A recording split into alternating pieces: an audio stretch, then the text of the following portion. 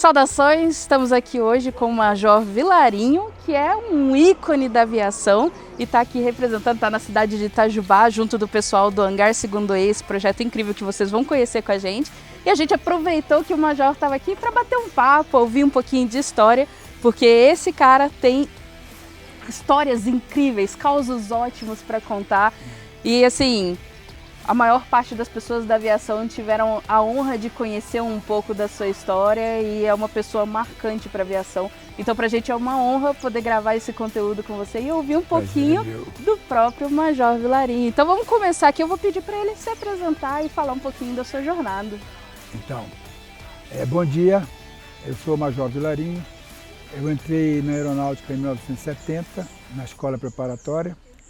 E cursei os 7 anos de escola, né? Escola preparatória, depois academia. Aí depois fui instrutor na academia por muito tempo. Fui piloto da Esquadrilha da Fumaça também. E segui a carreira e saí da aeronáutica para a reserva como major, né? Em 1993. E aí fui para a aviação civil e fiz mais um pouquinho de aviação na aviação civil por 14 anos, 12 dos quais na TAM, que tenho o maior orgulho também de falar, que sou comandante aposentado da TAM, né? Incrível. Então, eu passei por boas experiências. E esse hangar do 2E é uma homenagem ao T-25, né? E eu tive a oportunidade de voar as 3 fases que esse tipo de avião participa na instrução, né? Que é a instrução primária, quando a gente começa a aprender a voar, né? E depois fui instrutor no 4º ano, que é o avançado, né? Que é a instrução de voo para o instrumento, acrobacia, etc. Legal. E depois no emprego do avião, né? Que é dar tiro, soltar bomba, navegação rasante. Então eu participei das 3 fases que esse avião trabalhou na aeronáutica. Então tem doutorado no T-25. E me diz uma coisa, a gente está aqui bem na frente de um mural que foi pintado por um artista local aqui de Santa Rita, o Dais. Foi uma encomenda do Fabrício, coordenador do projeto. E isso aqui, pessoal, é uma manobra quase impossível para ser feita com essa aeronave. Uma foto icônica que quem não conhece precisa ver. E vocês estão fazendo a manobra de espelho ali, né? Conta um pouquinho de como foi essa experiência aqui. O espelho tem uma dificuldade muito grande para se realizar com um avião com as características do T-25. O T-25 foi o primeiro avião que voava pouquinho tempo, 5 segundos, no dorso. Então até o T-25, a Força Aérea só tinha tido o avião com carburador, que no dorso, qualquer espetada no dorso, qualquer voo de dorso de 1 segundo já parava o motor. E parar o motor não é uma coisa saudável para o piloto, né? Não tem jeito, parar o motor tá voando não é agradável. E o T-25 não, ele tinha injeção direta, era um motor mais moderno, né? Motor laico, mais moderno, e ele voava no dorso de 5 a 7 segundos. Então, para fazer essa foto aí, vocês tiveram esse tempo, o fotógrafo estava ali disparado. E para treinar, para dominar o voo de dorso, né? Foi o primeiro avião que os pilotos da Força Aérea conseguiram dominar o voo de dorso. Então, para dominar o voo de dorso de 5 em 5 segundos, como é que se mantém a reta, como é que se faz curva, etc. no dorso, então foi demorado. Mas nós conseguimos. E depois, para tirar a foto em si, dava para ficar 2, 3 segundos com os 2 aviões na posição. Porque um vira no dorso e o outro entra. Aí contava até 3 segundos e já saía. Era incrível. Deu trabalho. Então, tanto os pilotos quanto o fotógrafo aí tiveram que dar uma ralada. Inclusive, a gente tem aqui, ó, até a assinatura do Major Vilarinho. O autógrafo, eles fizeram também. O autógrafo dele aqui. Muito interessante. Que coisa incrível. E Major, me conta um pouquinho, assim, a gente está num projeto muito legal aqui com o pessoal do Hangar 2E, né? Vocês vão ver aqui no fundo, vocês verem as crianças se jogando no chão, porque eles estão tendo treinamentos ali com apoio. Olha lá, estão vendo como que é um acidente aeronáutico. E é uma experiência muito legal. E você esteve aqui na inauguração contando causos, foi onde eu tive o prazer de conhecer o Major aqui, com ótimas histórias, a gente conversou bastante, várias autoridades que a gente conhece aí da aviação, todo mundo paga os respeitos aqui pro Major, que sofreram um pouquinho na mão dele, né, Major? E para você, qual que é a importância de um projeto como esse aqui do hangar? A aviação ela é uma atividade que não é natural do ser humano. Se voar fosse natural para o ser humano, ele teria asas. Então, é muito difícil o corpo humano se adaptar às situações de voo, de pilotagem, seja na área de comissárias, etc. Mas a pilotagem é uma coisa complicada para o ser humano, né? E eu fui, quando jovem, incentivado por ver uma demonstração da Esquadrilha da Fumaça, eu fui motivado a ter esse sonho de voar, né? Então, aí eu fiz a minha carreira em aviação, fui piloto militar 24 anos e 14 anos na aviação civil. E quando eu parei de voar, devido a problemas de saúde, coração, etc., aí eu tive que parar de voar, né, profissionalmente. Vamos dizer assim, eu vou hoje planador e eu sinto prazer em motivar jovens e crianças em busca da aviação. Eu fui da Esquadrilha da Fumaça durante 5 anos. E esse é o principal objetivo da Esquadrilha da Fumaça, é motivar, direcionar os jovens à busca da aviação, como eu fui motivado, entende? Então eu sinto muito prazer nisso. É uma forma de gratidão pela vida que eu tive a oportunidade de ter graças a esse sonho que colocaram na minha cabeça de voar.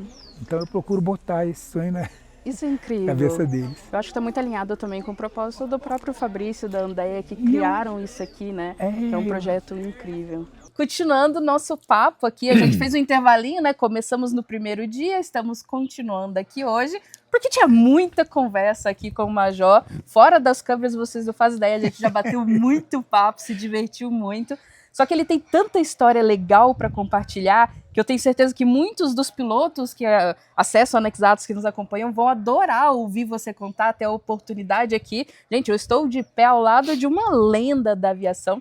E aí eu pedi para ele assim contar com muito carinho para a gente alguns causos. Mas antes disso, a gente está aqui no Hangar 2º EIA, num evento Portas Abertas, que tem uma missão incrível de conectar crianças com a aviação.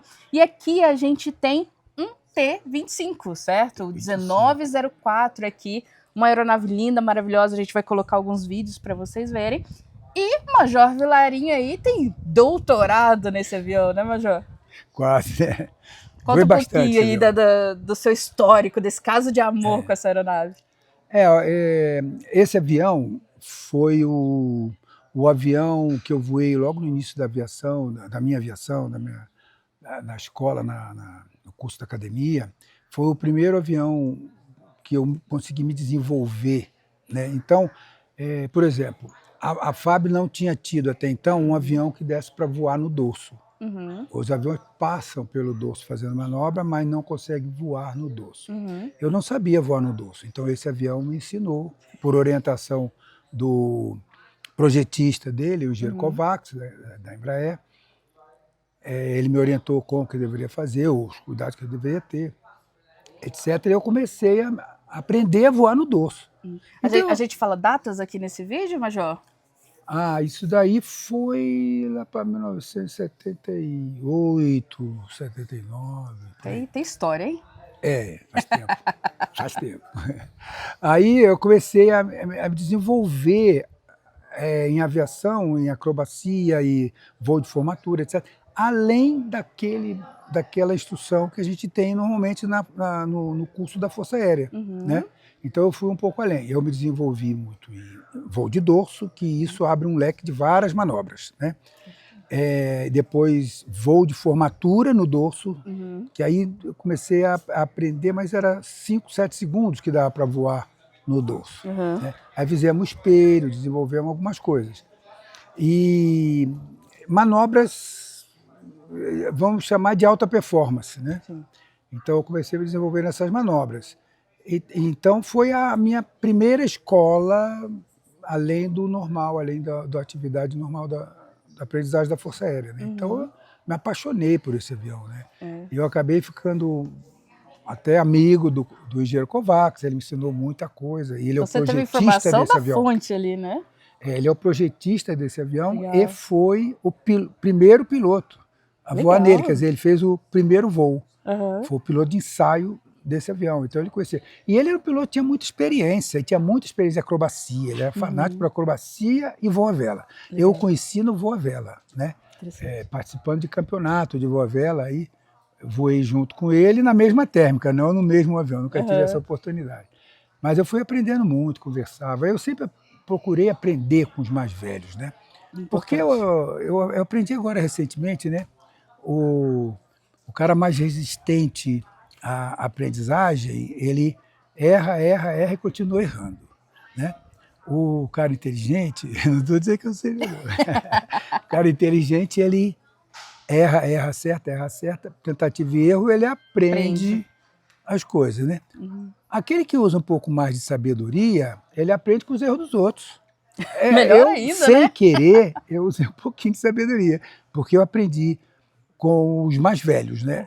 O Kovacs era 30 e tantos anos mais velho que eu. Né? O Tieg era 30 e tantos mais velho que eu, aprendi muito com o Tieg, era um piloto de ensaio da Neiva, que é a fábrica desse avião, do T-25.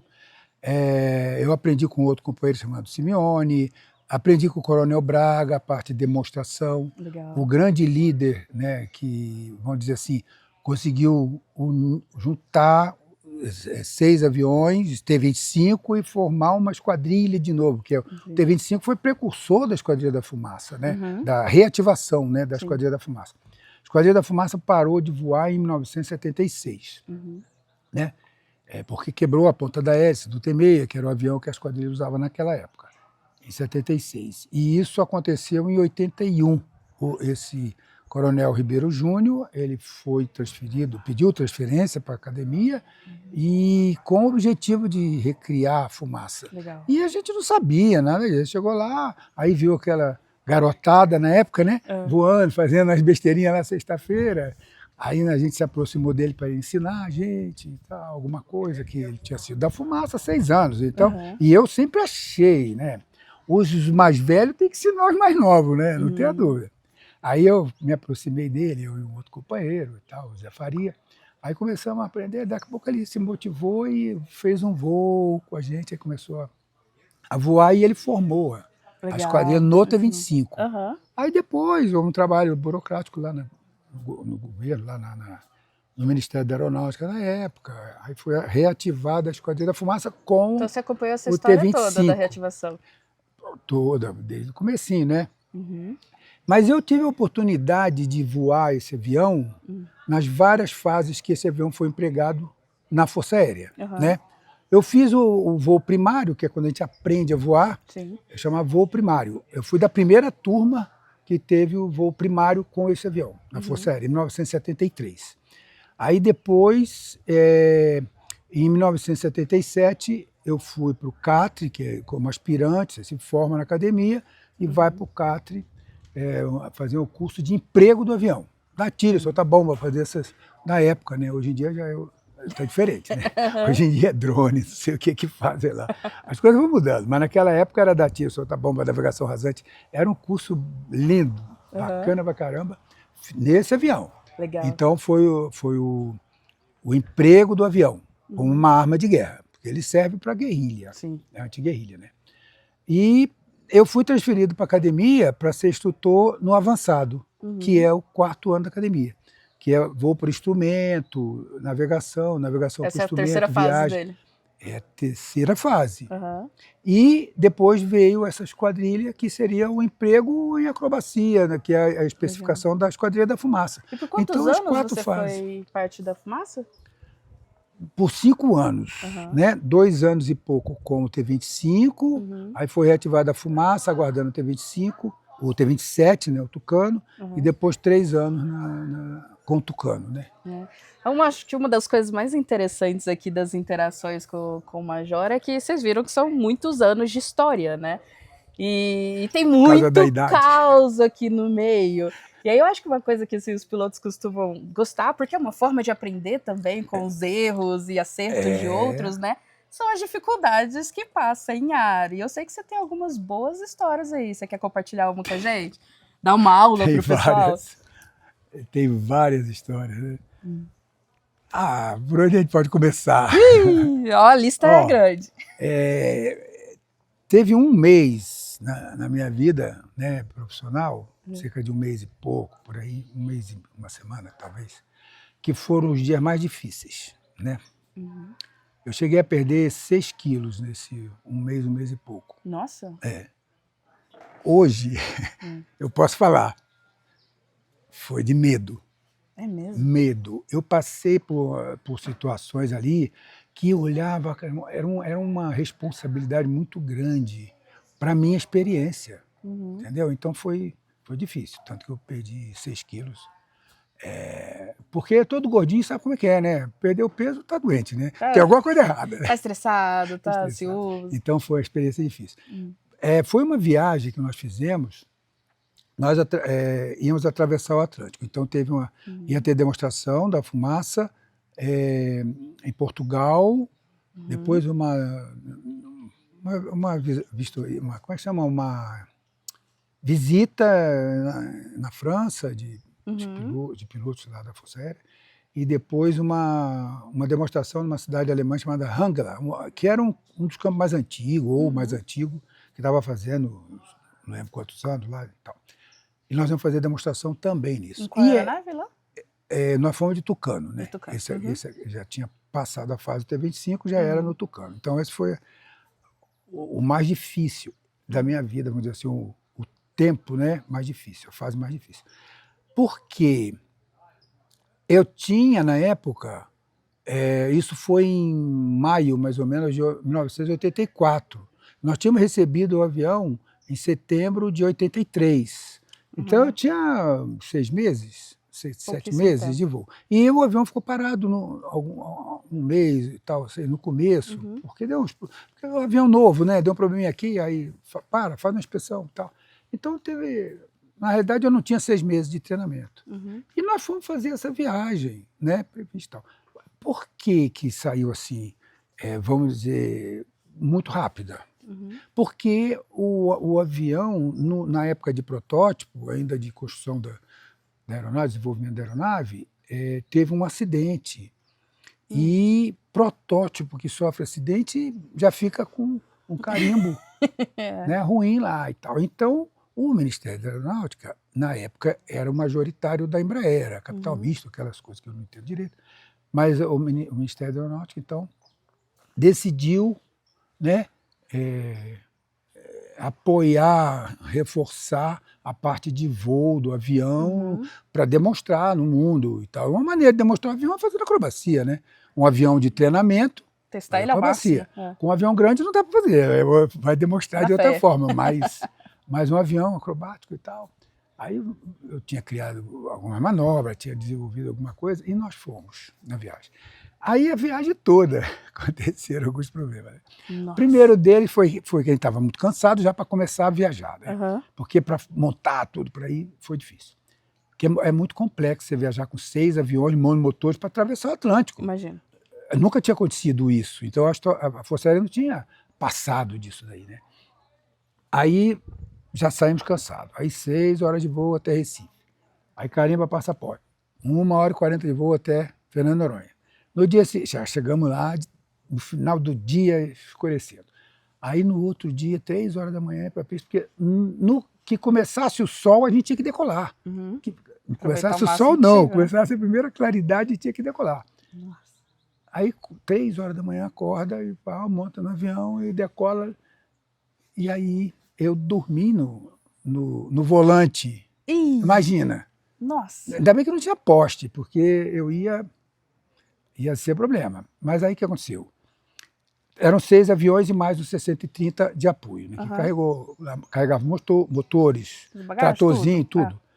Os mecânicos, né, porque para você se deslocar com 6 aviões, tem que levar uma equipe de apoio de mecânico, então, porque era uma viagem longa.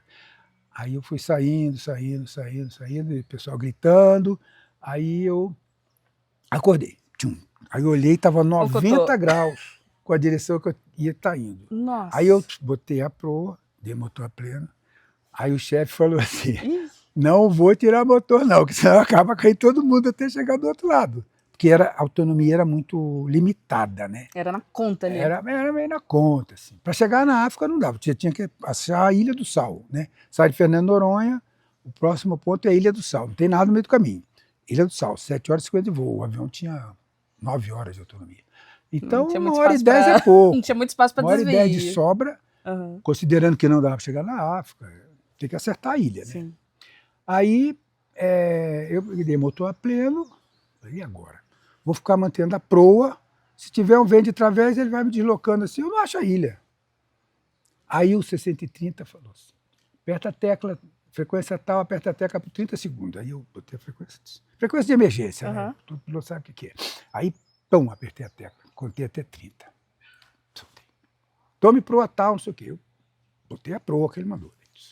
Aí eu falei, como é que esse cara tá me vendo, né? Aí falou pra eu ir, não tinha outra alternativa. Foi indo, né? Aí daqui a pouco, aperta a tecla, tome proa tal. Aí eu fui, daqui a pouco eu vi, pontinho preto lá, o 630, né? Aí eu falei, pelo menos achar a ilha eu vou. Imagina o alívio. Meio alívio. Porque agora tinha o tal do combustível. Como eu tive que dar motor a pleno, eu estava consumindo mais combustível do que o previsto. Será que eu vou ter combustível? Suficiente para chegar na ilha? Para chegar na ilha. Aí eu fui fazendo conta, o tempo todo, fazendo conta, tirei motor. Aí fui fazendo conta e tal, posei e tinha 142 libras. Que deve dar uns. Esses 6 quilos você perdeu só nesse pedaço aí, de susto. Não, depois veio mais. Teve mais? Teve mais. Aí pronto, superamos, né? Cheguei, posei, cansado, um estresse dos mais elevados que eu passei na minha vida. Aí tudo bem. Me safei. Mas chegou, pousou na Ilha do Sal. Posei na Ilha do Sal. Então você chegou, pousou por pouco, assim, deu aquele sustinho. Eu posei com 142 libras, pouquíssimo combustível, né, para uma travessia tão longa, né, e tal, e muito cansado, muito, um estresse. Teve puxãozinho de orelha a hora que chegou? Não. O comandante era uma pessoa muito especial. Ele era muito especial. O bichinho já ia estar traumatizado. Ele já sabia. Ele já sabia. Não precisava, né? A minha consciência já estava pesada, então ele não botou mais areia na minha consciência, para pesar mais ainda. Mas ele era uma pessoa muito especial, realmente. Aí nós continuamos a viagem, dormimos lá e tal. Aí acordamos, a etapa do dia seguinte foi um pouco mais leve, mais pertinho, né, mais perto e tal. E dormimos em outro lugar e fomos andando, né? Aí chegamos a Portugal, Lisboa, fomos para a base aérea portuguesa lá, a base aérea de Sintra, e preparamos o avião para fazer um treinamento no dia seguinte, né? Nós chegamos ainda meio cedo lá. Aí preparamos o avião, fazer uma demonstração de tarde, que aí o vento estava calmo e tal, para facilitar a vida. Tira tudo de dentro do avião, porque não pode ter nada dentro do avião solto para você fazer acrobacia, né? Vira de dorso. Balança, joga para todo lado. Aí preparamos tudo, vamos fazer a demonstração. Fizemos uma demonstração inteira. Tinha uma manobra que eu fazia um tunô com o trem embaixo, recolhia o trem. No topo, aí girava e saía. Quando chegou no topo, recolhi o trem, pof, saiu a porta do trem. Nossa. Aí acendeu a luz amarela. Pem, emergência não, alerta de hidráulica, sistema hidráulico. Aí o locutor que estava lá embaixo com o radinho, né, que ficou olhando para ver o problema, caiu a porta do trem. Era eu o único que estava com o trem embaixo, recolhendo o trem, amarelo aqui, eu passei o trem por emergência, que era uma alavanca que tinha aqui do lado. Aí travou os trens principais, a brequilha não travou e acendeu a luz vermelha. Luz vermelha de baixa pressão hidráulica. Aí eu falei, acabou, agora eu dancei. Porque não tem como você travar o trem. Eu fiz todas as manobras, fomos lá para cima, fizemos todas as manobras possíveis, badalo, não travou. O Zé Faria, eu vou travar com a asa, chegou lá e bateu com a asa na roda assim, não teve jeito. E o Coronel Ribeiro, ele tentou dar uma batida para ver se mas ele voava muito bem. Ele tinha imagino, que domínio. E estava lisinho o ar, então... Aí o Coronel Ribeiro ficou nervoso. Faz isso não, pousa, porra. Sei o quê. Aí deu ordem, tá bom, vou pousar. Aí estava acabando o combustível, já não tinha mais o que fazer. Aí botaram espuma na pista, eu posei, cortei o motor, posei, segurei. A hélice, ela não para de girar totalmente, ela gira bem devagarinho assim. Aham. Aí ela deu outra escadinha no chão, a outra travou. Aí foi riscando no chão assim, Só faísca. e comeu um pedaço da hélice, mas não machucou o avião em nada. Que isso? Aí os mecânicos trocaram a hélice, no dia seguinte, 8 horas da manhã, eu estava fazendo voo de experiência com o avião e tal, fiz tudo e tal, tá direitinho. Aí fomos para a praia, relaxar e passear. Não foi pra praia, olha só. A Isso gente que só é ia... inteligência emocional. Tem que ser, velho. Aí só íamos fazer a demonstração no dia seguinte. Uhum. Aí fomos passear, fomos almoçar, passamos o dia. Aí relaxou e tal, no dia seguinte era a demonstração. Aí fizemos a demonstração, foi tudo direitinho, acabou. Então, mas aquilo foi um estresse também, né? Imagina. O estresse. Na hora que eu desci do avião, veio a ambulância, né? Tinha ambulância, tinha bombeiro na pista, aquele festival de coisa de emergência. Pra lembrar, né? Que você sobreviveu, né? Que você sai vendo Aí todo eu mundo desci chegando. do avião, o mecânico alguns mecânicos baixaram a cauda do avião, o outro chegou com a chave de fenda, toque a bequilha Profit, com a gravidade ele já travou. Poxa vida, por que não fizeram um negócio que, tipo trinca de porta, né? Trava. Bom, aí só sei que o médico chegou, vamos na enfermaria lá e tal, de pressão, não sei o quê. Eu falei, não precisa, tudo bem, isso aí é coisa comum. Bequilha não é acidente, isso aqui é coisa comum. Não, vamos lá e tal. O raios. Eu tenho que ir. Mandou, né? Só vai. Aí lá fui eu para a enfermaria. Cheguei lá e me botou numa maca, relaxa e tal, tirou pressão. Não, relaxa um pouco. Tira o macacão. Eu tirei o macacão, não tirei a bota. Tirei o macacão, fiquei de camiseta e cueca. Tô eu lá. Aí recolheram o avião lá, acabou aquele negócio da pista e tal, só que vai todo mundo lá. O que aconteceu com ele? Isso naquela situação, que ele está no hospital até agora. Mas quando me viram de cueca e boot, imagina. Nossa. Até o dia seguinte. Quantos anos você teve que aguentar essa zoeira depois? Tempo. Mas aí são as coisas engraçadas, pelo menos. Vira história, né? É bom de contar. É nostálgico, não é não, Major? É bacana, eu gosto. Aí nós continuamos a viagem, mas não acabou ainda não. Aí nós fizemos a demonstração numa cidade chamada Hangelar, na Alemanha. Mas estava um tempo pior do que hoje. A visibilidade restrita. Foi uma dificuldade muito grande. E se eu me perdesse lá, vamos dizer, não avistei, abandono o procedimento. Nariz para cima, entra na nuvem. Falar inglês, numa terra de alemão, sem nada dentro da coisa, não tinha mapa, não tinha nada, não pode voar com nada solto dentro do avião, não pode. Como é que eu vou falar não ia dar certo. Você sabe que com o Anex Atlas você consegue fixar ali no manche, ó. Mas naquela época não tinha. Pois aí, nós estamos em épocas erradas, hein, Major?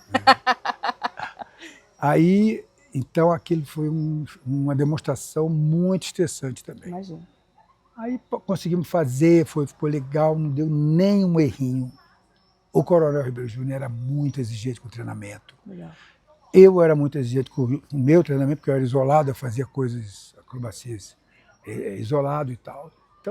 Então a coisa funcionou direitinho. Voltamos, voltamos de viagem. Aí eu e o Zé Faria descemos em Paris, entramos num Brasília para fazer demonstração do Tucano na feira de Farnborough, que é na Inglaterra. Aí foi eu e o Zé Faria. Aí vamos fazer a demonstração. Era um avião, era um short Tucano, que chamava, um Tucano que a Embraer fez para apresentar para a concorrência que teve na época, para a RAF escolher um avião de treinamento e tal. Tinham sobrado 3 aviões e um deles era o Tucano, que iam se apresentar na feira. E a gente foi para apresentar na feira o nosso avião, de 750 HP, e mais esse short Tucano, que era um avião com motor mais forte, de 1.200 HP. Aí fomos lá para a feira. De Brasília e tal, fomos tranquilo. Chegamos lá, a feira, a gente tinha que apresentar tudo em código lá, a demonstração que a gente ia fazer. Apresentamos. E tinha que homologar, né? Tem que fazer a homologação. Antes de começar a feira, aberta ao público, tinha homologação de todos os voos. Aí fizemos o nosso, aí eram 5 minutos de voo. É uma coisa absurda aquilo ali. Tem regras de altura mínima, de recuperação vertical, a altura mínima para manobra horizontal. É um nó cego o negócio, bem complexo, né? E a gente não tinha costume disso. A gente fazia demonstração para o chão, para o público. Aí, lá fomos nós. Fizemos uma demonstração, deu 4 minutos e 50 saindo da pista. Então, estava dando certo. O primeiro item deu certo. Aí a torre chamou, compareceram ao Operation 1. Eu falei, Zé, levamos o pau nesse negócio. Deu problema. Aí fomos lá. Aí o cara falou um monte de coisa, sei o quê, perguntou se aquela manobra que fazia assim, não sei o quê, se a gente conseguia repetir igualzinho. Aí eu falei, como assim repetir igual? Foi tão incrível que ele não sabia se você faria de novo? Porque manobra de autorrotação, muitas vezes não tem total controle do que acontece. Aí pode gerar, não consegue sair, quando sai, bate. Para homologar tinha que ter certeza que vocês iam repetir exatamente perfeito. Repetir se era igual, se era controlada. Entendi. É de autorrotação, mas controlada, bem controlada, quer dizer, bem treinada. Aí eu entendi, o Zé, ele falava inglês melhor que eu, né? Eu falo pior que todo mundo até hoje, mas ele, Zé, esse cara tá achando que eu vim lá do Brasil para fazer uma manobra que eu não, conseguimos sim, tá bom, vamos embora. Tivemos que fazer de novo. Não me fala que você não conseguiu na apresentação. Aí saiu direitinho, igualzinho, saímos com 4,50, bonitinho. Aí, não, tá tudo ok, tá bom. Aí fomos fazer a feira. Mas a feira é uma coisa complicada. E eu fui vendo a complicação à medida que eu fui voando. Um dia depois, foram 9 dias de demonstração e olha a máquina bonita aí.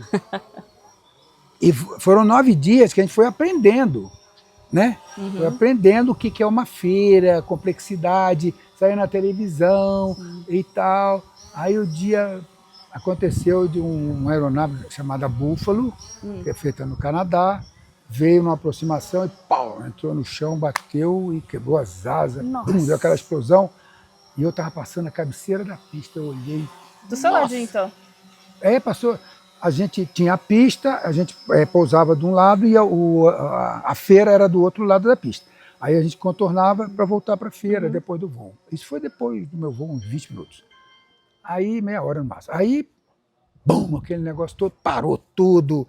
As televisões ficaram falando o resto do dia naquilo, não sei o quê. Nossa. Aí eu falei, Zé, se a gente fizesse uma dessa, hein? Porque é fácil você errar. Pô, você está fazendo uma acrobacia, cheio de regra, arrojada. E aí acontece, né? Pode acontecer, pô. Mais treinamento que você tem, tanto que o piloto era bem treinado e deu uma zebra. Aí eu falei, Zé, se a gente faz isso, a gente vai ficar famoso, hein? Vai ser no mundo inteiro. Não do melhor jeito, né? E ninguém vende mais o avião. Esse aqui é um problema. Então, o medo, cara. Imagina. É uma responsabilidade muito grande. É anos de trabalho, milhares de pessoas, né? Teve uma jornalista do Brasil, passou lá. Você que é o famoso Vilarinho, eu falo, não fale famoso não, por favor. Porque o famoso aqui é aquele, ó. Não sou famoso.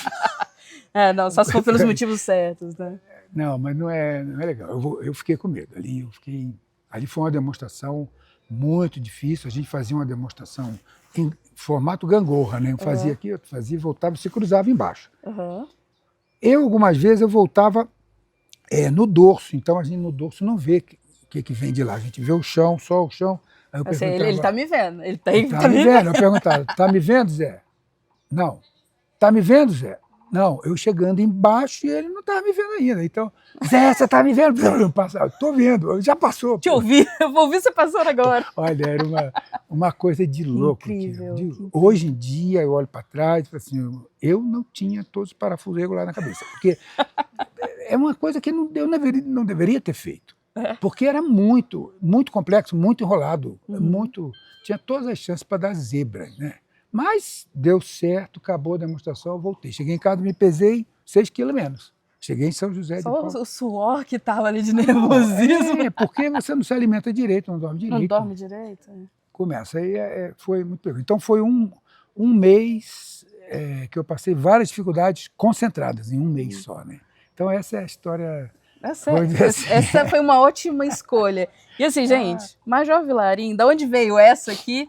Tem muitas mais, né? E todas as vezes que a gente tem a oportunidade de encontrar o Major nos eventos, principalmente aqui no Hangar 2E, É sempre uma delícia te ouvir e aprender com você. E a gente vai para eventos, conversa com pilotos, e o seu nome é uma referência, a admiração que os pilotos, que toda a aviação tem pelo trabalho, pelas portas que você abriu para o que a gente tem aqui hoje, é uma coisa linda de ver. Então a gente morre de orgulho de chegar e estive com o Major Vilarim e todo mundo, nossa, eu sou fã dele, aprendi com ele, conheci ele não sei quando. Então é uma história aí muito marcante. E eu acho que a melhor forma para a gente fechar esse vídeo aqui, a gente conversou um pouquinho ali do lado de fora e você falou uma coisa que me tocou bastante, que é sobre estar muito feliz hoje, né? E uma vida que foi uma vida de perigos, de desafios, de liberdade, de conhecer pessoas por todos os lugares. A aviação é a sua vida. E você continua vivendo isso de forma diferente hoje, né? Aos 71, né? Muito 71. Bem vividos. E está aqui falando com, hoje, né? Só esses 2 dias, 800 crianças que estão tendo a oportunidade de conhecer um pouquinho da aviação aqui. E o Major está compartilhando as melhores histórias ali para menores, né? Junto dessas crianças. Então, para você, o que é estar aqui? Qual é a importância desse momento da sua vida e por que você se considera esse cara tão feliz? É muito simples. A gente vai ficando mais velho, a gente começa a ter restrições que a própria natureza vai colocando, né? Aí eu ganhei 3 pontos safena, né? Porque eu sempre fiz ginástica, sempre me alimentei corretamente, nunca bebi, nunca fumei, nunca Isso faz fiz parte exagero. daquele 10% que você fala que é verdade? Não, né? Faz parte dos 90% que eu invento, né? Aí, então eu fiz alguns exageros, né? Cometi erros na minha vida diária e etc. E a gente vai pagando o preço, não tem a menor dúvida. Não existe almoço grátis, né? Você vai pagar a conta lá na frente. Então eu fui ganhando restrições, eu ganhei 3 pontos safena, aí perdi o voo solo, eu tinha um planador, quer dizer, eu segui a minha vida em aviação, né? Força Aérea, 24 anos, depois 14 anos na aviação civil, dos quais 12 na TAM, então isso foi maravilhoso, eu adorei esse tempo todo. Aí eu comecei a ter problema de coração, ganhei um stent com 46 anos, ganhei outro stent com 52, aquela molinha que bota no coração para desentupir, né? Aí ganhei 3 pontos safena com 59, eu tive que parar de voar, não dava mais, aí deixei de voar solo, não podia mais voar solo, não podia dar instrução primária, que é a instrução para quem não sabe voar, ainda está aprendendo. Então eu fui ficando restrito, né? Aí eu sou casado, sempre gostei de viajar com a minha esposa, passear com a minha esposa. Sozinho não sou muito chegado. Eu viajei sozinho para trabalhar, para passear. Quer estar junto das pessoas que a gente ama. Né? Lógico. Mas aí os meus cunhados vieram morar, eu tenho 2 cunhados especiais, eles vieram morar com a gente, então limitou um pouco mais. Então foi somando, né? A gente, para quem bateu asa a vida toda, vai cortando as asinhas, vai ficando Fica ali no ninho, né? Só olhando para fora, né? Aí agora eu estou andando muito pouco de moto, não tô voando quase nada. Ainda dou instrução na academia, né, de planador, mas só para quem já sabe voar, né? Então, mas eu estou cada dia mais feliz. Por quê? Porque eu tô dando mais atenção à natureza, ao relacionamento, as coisas assim, um projeto como esse que atende crianças. Eu adorei esse projeto. Está falando de um avião que eu amo, né? Que me ensinou. O que eu aprendi na vida de acrobacia foi esse avião que me ensinou. Né? Orientado por vários pilotos que me ajudaram e tal. Lógico. Então, esse projeto aqui eu me encantei por ele, porque ele divulga um avião que eu voei muitos anos, que eu aprendi, que foi o meu berço de aviação, foi esse. Eu me realizei a maior parte da minha vida em acrobacia. E esse avião me proporcionou aprender acrobacia. Legal. Então, eu sou muito grato, aí me abriram a oportunidade de eu participar, eu abracei com o coração isso aqui. Eu achei lindo esse projeto, é um culto ao T-25.